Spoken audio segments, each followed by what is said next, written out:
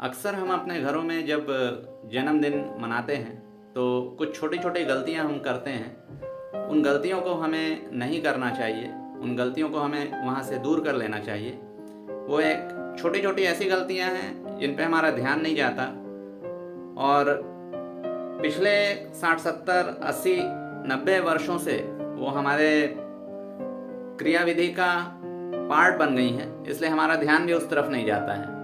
लेकिन हमें अगर हम थोड़ा सा चिंतन करें तो हमें ये बात बहुत आराम से पता चल जाएगी कि वाकई में ये गलतियां हैं और ये हमारे इस जन्मदिन मनाने की विधि में इन चीज़ों को हमें ज़रूर हटाना चाहिए। जैसे कि अक्सर आप देखते हैं कि जब हम जन्मदिन मनाते हैं तो हम उसमें केक काट के हम जन्मदिन मनाते हैं। केक काटने तक तो चल जाता है, कोई बुराई नहीं है, लेकिन इस केक पे हम अक्सर अपने जिसका भी जन्मदिन मनाया जाता है उसका हम नाम लिखवाते हैं और नाम लिखवाने के बाद हम इसी नाम पे चाकू से काटते हैं। तो ये एक ऐसी छोटी सी चीज़ है जिस पे हमारा ध्यान नहीं जाता, लेकिन ये सही पद्धति नहीं है। जन्मदिन के दिन ही जो आपके लिए इतना अच्छा दिन है, जिस दिन आपके लिए इतनी शुभकामनाएं की जा रही हैं कि आपका नाम और बढ़े और फैले, आपकी आयु बढ़े, आपका स्वास्थ्य बढ़े, वो दिन ऐसा नहीं होना चाहिए कि उस दिन आप अपने ही नाम के ऊपर खुद चाकू से अपने एक एक अक्षर को काटें। ये एक तरह का दोष है और यह एक तरह का अशुभ सूचक है, इसलिए हमें बचना चाहिए। हम ये कर सकते हैं कि अगर हम केक काटना है तो केक जरूर काटें, लेकिन हम उस केक पे अपना नाम ना लिखवाएं या हम कुछ भी ना लिखवाएं, क्योंकि कोई भी अक्षर को चाकू से काटना ये अच्छी बात नहीं है और ये शास्त्रों के द्वारा भी मान्य नहीं है। इसलिए अच्छा हो कि हम अक्षरों को खंडित ना करें चाकू के द्वारा या किसी भी चीज़ के द्वारा। और सबसे बढ़ के वो अक्षर तो उस दिन जो हम केक पे लिखवाते हैं वो हमारा खुद का नाम होता है। तो ये एक पहली गलती है जिस पे हमें ध्यान देना चाहिए और हम ध्यान ना देकर पिछले कई सालों से इसको दोहराते जा रहे हैं।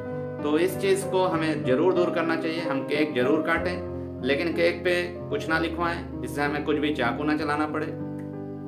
दूसरी गलती जो हम देखते हैं कि जन्मदिन मनाते वक्त लोग करते हैं, वो मोमबत्ती पे फूंक मारते हैं और उसके बाद वो केक काटते हैं। तो ये जो दूसरी बात है जिस पे हमें ध्यान देना चाहिए, क्योंकि ये जन्मदिन है, खुशी का पर्व है और इस दिन हमें प्रकाश करना चाहिए और अपने नाम से किसी भी चीज़ को फूंक मार के बुझाना नहीं चाहिए। इस दिन तो हमें जीवन की ज्योत को बढ़ाने वाली चीज़ें करनी चाहिए, कुछ शुभ चीज़ें करनी चाहिए, लेकिन हम अपने ही मुंह से फूंक मार के किसी ज्योति को बुझा देते हैं। तो ये एक दूसरी ऐसी चीज़ है जो कि हमें नहीं करनी चाहिए। ये प्रकाश या ज्योति फैलाने का दिन होना चाहिए, ना कि ज्योति को बुझा देने का दिन। तो ये दूसरी चीज़ है जिस पे हमें ध्यान देना चाहिए। हम ऐसी किसी भी चीज़ को फूंक मार कर ना बुझाएं और अपने प्रक्रिया को आगे ना बढ़ाएं। तीसरी गलती जो अक्सर हम जन्मदिन मनाते वक्त करते हैं वो ये है कि ये बड़ी नई पद्धति हो गई है कि लोग उसी केक से एक दूसरे के शरीर पे होली जैसी खेलने लगते हैं। वो एक दूसरे के चेहरे पे, शरीर पे उस केक को पोतने लगते हैं और इस तरह से वो केक को भी ख़राब करते हैं और साथ ही साथ माहौल भी बहुत ही ज़्यादा विचित्र हो जाता है। ये इसलिए गलती है क्योंकि हम यहाँ सीधे तौर पे अन्न का अपमान कर रहे हैं। केक जैसी चीज़ एक खाने की वस्तु है और उसे खाया जाना चाहिए, ना कि उसके साथ ऐसा करना चाहिए कि उसे आप इधर उधर फेंक रहे हों, एक दूसरे के ऊपर फेंक रहे हैं, एक दूसरे के शरीर पे मल रहे हों। तो ये एक ऐसी बात है जिस पे हमें ध्यान देना चाहिए। ये है तो बड़ी छोटी छोटी बातें, लेकिन ये वाकई में हम अगर इस पे थोड़ा सा रुक के थोड़ा सा चिंतन करें तो हम पाएंगे कि इनके अर्थ कितने बड़े हैं। ना तो आप अपने नाम पे चाकू चलाइए, ना काटिए, ना शब्दों को खंडित कीजिए, ना तो आप किसी ज्योति को फूंक मार के बुझा दीजिए, क्योंकि वो तो ज्योति जलाने का दिन है, ज्योति बुझाने का दिन नहीं है। और ना ही सबसे बड़ी बात कि आप अन्न का अपमान ना करें, आप केक को इधर उधर ना फैलाएं, एक दूसरे के ऊपर ना फेंकें, एक दूसरे के शरीर पे ना मलें, बल्कि उसे बड़े ही सम्मानपूर्वक आप काट के लोगों को बांट दें, लोगों को खाने दें। तो ये तीन चीज़ें नहीं करें। बाकी कोई दिक्कत नहीं है, आप बढ़िया केक लाते हैं। अच्छी विधि यह है कि आप उस दिन, जन्मदिन के दिन, मंदिर अवश्य जाएं, भगवान का दर्शन अवश्य करें, अपने सभी बड़ों का, माता पिता का और दूसरे परिवार के बड़ों के चरण स्पर्श करें। और उसके बाद आप जो जो चीज़ें अपने मेहमानों को दे रहे हैं, उन्हें आप एक बार भगवान को अवश्य चढ़ा लें। ये बड़ा ही अच्छा तरीका है जन्मदिन मनाने का। आप सारी चीज़ें जुटाइए, खाने पीने की सारी वस्तुएं जुटाइए, उन्हें आप भगवान को चढ़ाइए और उसके बाद आदरपूर्वक उन्हें सबको बांटिए। और फिर जो भी नाच गाना खेल आपको करना है वो कीजिए, इन सब में कोई बुराई नहीं है।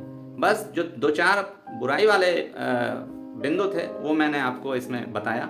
और एक सबसे आखिरी में मैं एक बात अवश्य कहूँगा, अक्सर लोग करते हैं कि ऐसे विशेष दिन या जन्मदिन के दिन ही वो परिवार को छोड़ के बाहर चले जाते हैं, अपने मित्रों के साथ चले जाते हैं या कहीं बाहर चले जाते हैं, और परिवार को, घर में माता पिता, बूढ़े दादा दादी या बच्चे हैं, उन्हें छोड़ के वो बाहर चले जाते हैं। तो ये एक चीज़, ये भी एक दोष है, इसे ना करें। बल्कि ऐसे विशेष दिन जैसे जन्मदिन का दिन हो या त्यौहार का दिन हो, ये निश्चित रूप से आप अपने परिवार के साथ ही मनाएं। इससे ही जो परिवारों में दूरियां बढ़ रही हैं, बिखराव बढ़ रहा है, केयर ना करने की भावना बढ़ रही है, ये सारी चीज़ें इससे दूर की जा सकती हैं। तो जन्मदिन इन्हीं तरीक़ों से मनाएं, परिवार के साथ मनाएं और बहुत अच्छे तरीके से मनाएं, ईश्वर का दर्शन करके, पूजन करके और उन्हें हर चीज़ें चढ़ाकर तभी जन्मदिन मनाएं।